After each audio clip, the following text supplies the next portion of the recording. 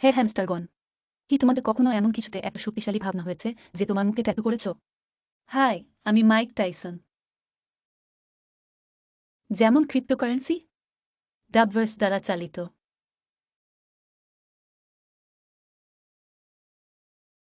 আমরা একটি গল্প নিয়ে বেশ কিছুদিন ধরে রিপোর্ট করছি।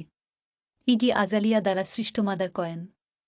এই সপ্তাহে আজালিয়া এমনকি স্টক এক্সচেঞ্জ এনওয়াইসি পরিদর্শন করেছেন এবং স্টক মার্কেট ব্যবসায়ীদের কাছে তার মুদ্রা পিচ করেছেন।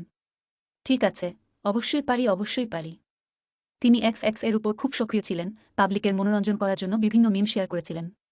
হয়বে তিনি পাম্প মাদারকে আকর্ষণ করতে চাচ্ছেন, কারণ এটি এই সপ্তাহে ৩-৫ টাকা কমে গেছে। হেই ফ্র্যাঙ্কি। হ্যাঁ, কাছে কোনো হাসপাতাল আছে? আসবহ কি হিসেবে সেটা ঠিক আছে? কেন এটা ঠিক নয়? এবং বিশেষত ট্রাম্প, তিনি এই সপ্তাহে খুব কথামত ছিলেন তার একটি রাষ্ট্রপতি নির্বাচনী প্রচারণার সময় ক্রিপ্টো বিষয়ক যুদ্ধ শেষ করার প্রতিশ্রুতি দিয়ে এবং শিল্পের ভবিষ্যৎ নিশ্চিত করার জন্য বক্তব্য দিয়েছেন।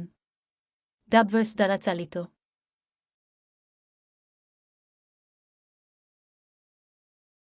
এই সপ্তাহের শুরুতে তিনি নির্বাচিত হলে মার্কিন যুক্তরাষ্ট্রে ক্রিপ্টো খনিজ সংস্থাগুলিকে সমর্থন করার প্রতিশ্রুতি দিয়েছিলেন। এবং আমরা হ্যামস্টার পরিবার, বিশ্বের সবচেয়ে জনপ্রিয় ইউটিউব ব্লগার মিস্টার বিস্টকে কিছু খবর দিতে চাই।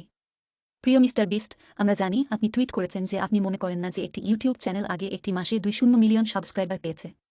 কিন্তু আমরা পেরেছি। আমরা 1 মাসের মধ্যেই আমাদের ইউটিউব চ্যানেলে 2-3 মিলিয়নেরও বেশি ব্যবহারকারীর সংখ্যা পেয়েছি।